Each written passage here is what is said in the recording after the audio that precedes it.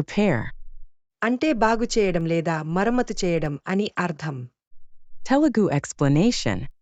పాడైన వస్తువును సరిచేయడం లేదా మళ్ళీ పనిచేయేటట్లు చేయడం. English definition. To fix or restore something that is broken or damaged. ఉదాహరణలు. 1. He repaired the broken chair. అతను పాడైన కుర్చీని బాగు చేశాడు. 2. The mechanic repaired my bike. Mechanic నా బైక్ని బాగు చేశాడు. 3. We need to repair the roof before the rain. వర్షం వచ్చేలోపు మనం పైకప్పును బాగు చేసుకోవాలి. 4. She repaired her relationship with her friend. ఆమె తన స్నేహితురాలితో సంబంధాన్ని సరిచేసుకుంది. 5. The phone was repaired yesterday. Phone నిన్న రిపేర్ చేయబడింది. 6.